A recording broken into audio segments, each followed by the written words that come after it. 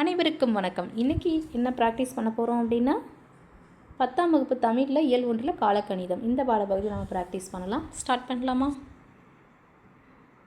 காலக்கணிதம் இந்த கவிதை எழுதியவர் யார் அப்படின்னு இந்த பாடலில் கண்ணதாசன். இவர் ஆசிரியர் யாருன்னா கண்ணதாசன்.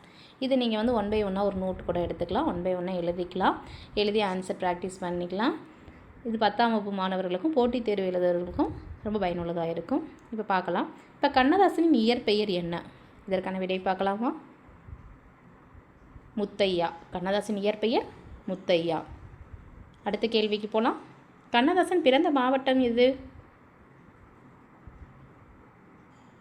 சிவகங்கை மாவட்டம்.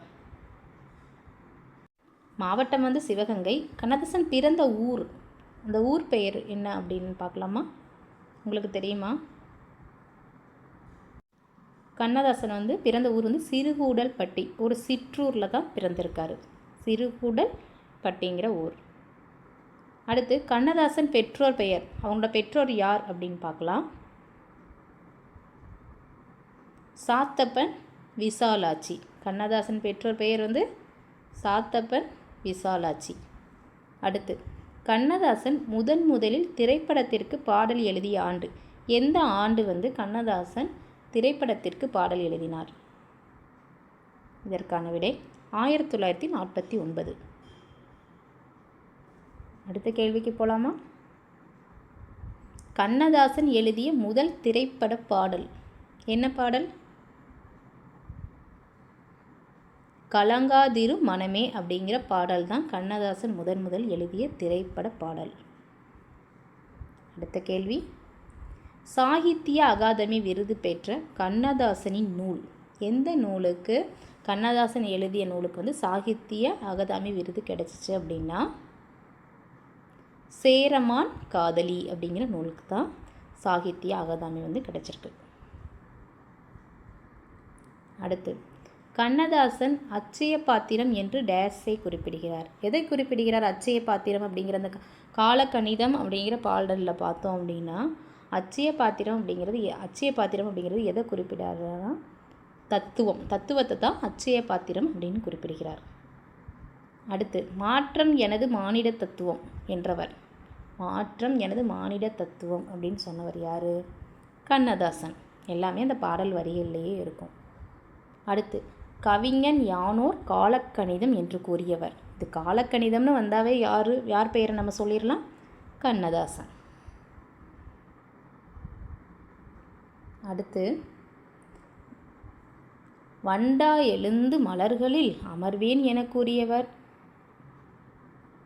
யாரு? கண்ணதாசன்.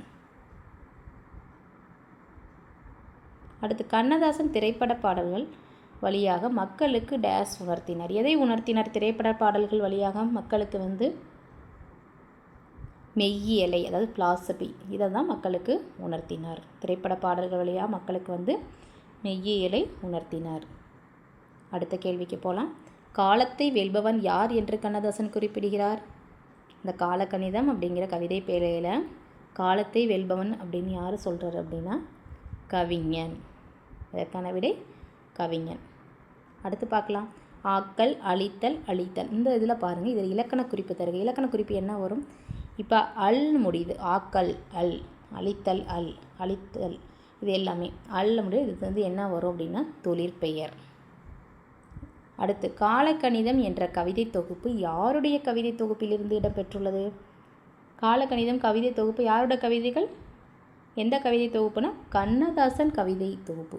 கண்ணதாசன் கவிதைகள் என்னும் தொகுப்பில் இருந்து தான் காலக்கணிதம் அப்படிங்கிறது கொடுத்துருப்பாங்க. பாடப்பகுதியை 10ஆம் வகுப்பில் கொடுத்துருப்பாங்க. இது ஏன்னா 1 by 1 நமக்கு எல்லாமே நம்ம லைன் பை லைனாக தெரிஞ்சுக்கணும். எதிலிருந்து வேணாலும் கேள்விகள் வரலாம். அடுத்து தமிழக அரசின் அரசவை கவிஞராகவும் சிறப்பிக்கப்பட்டவர் யார்?